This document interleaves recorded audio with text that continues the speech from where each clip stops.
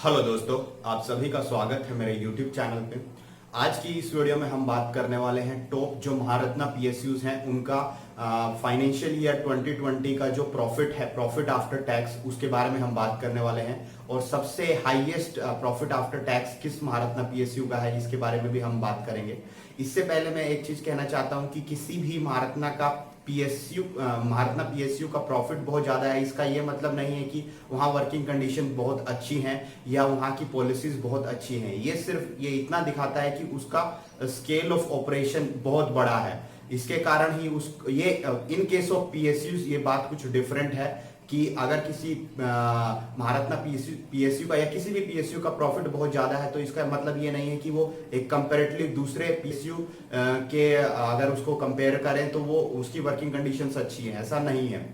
तो ये ट्रू नहीं है। इसका ये मतलब हो सकता है कि उसका स्केल ऑफ ऑपरेशन बहुत बड़ा हो।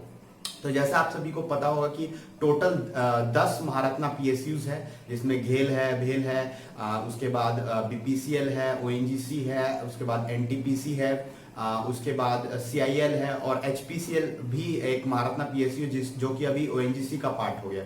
तो अब हम इन सब का 2020 का फाइनेंशियल ईयर 2020 का प्रॉफिट आफ्टर टैक्स देखने वाले हैं, किसको कितना प्रॉफिट हुआ है। तो ये इनकी साइट पर इनके फाइनेंशियल में 2019-20 की जो फाइनेंशियल स्टेटमेंट है उसमें आपको मिल जाएगा सभी की साइट पे। तो अगर सबसे पहले ओएनजीसी की बात करें, सबसे पहले हम बात करने वाले हैं ऑयल मार्केटिंग कंपनी। जैसे ओएनजीसी यानी ऑयल नेचुरल गैस लिमिटेड जो कंपनी है वो ये एक तरह से ऑयल एक्सप्लोरेशन कंपनी है और इसका 2019-20 का जो प्रॉफिट आफ्टर टैक्स है वो 11,560 करोड़ रुपए है। उसके बाद IOCL Indian oil corporation limited, ये भी एक ऑयल मार्केटिंग कंपनी है और इसका प्रॉफिट है 1313 करोड़ रुपए है 2019-20 फाइनेंशियल ईयर का। उसके बाद NTPC national thermal power corporation limited, ये एक थर्मल पावर जनरेशन कंपनी है और पीएसयू महारत्ना पीएसयू है। इसका जो प्रॉफिट आफ्टर टैक्स है 19-20 का वो 10,112 करोड़ रुपए है। इसके बाद बीपीसीएल, जिसको भी प्राइवेटाइजेशन की तैयारी हो रही है, इसका प्रॉफिट इस साल बहुत कम हुआ है कंपेरेटली। पिछले सालों में इसका प्रॉफिट लगभग 7-8 हजार करोड़ रहता था।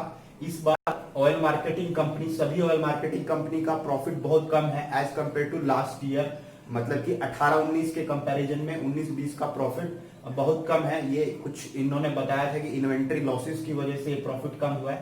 तो भारत पेट्रोलियम कॉर्पोरेशन लिमिटेड का जो प्रॉफिट है वो 2,683 करोड़ रुपए है। उसके बाद कोल इंडिया लिमिटेड सीआईएल का प्रॉफिट है 16,700 करोड़ रुपए।